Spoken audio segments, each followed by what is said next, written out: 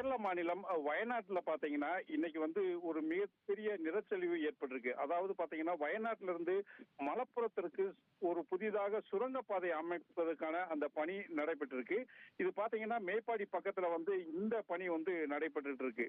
இந்த சுரங்கப்பாதை தோண்டும் போது அதிக அளவுல மண்கள் எல்லாமே எடுத்து அந்த சுரங்கத்தின் அருகே, அதாவது அங்க இருக்கிற ஒரு மலையை தடுத்து வந்து இந்த மண் எல்லாமே குவிச்சு வச்சிருக்கிறதுனால இந்த வந்து நிலச்சரிவு ஏற்பட்டிருக்கு அப்படின்னு சொல்லியிருக்காங்க. கடந்த 24 மணி நேரத்துல பாத்தீங்கன்னா 265 மில்லிமீட்டர் வரைக்கும் மழை பெஞ்சிருக்கு. ஆனா கடந்த 2 தினங்களா வந்து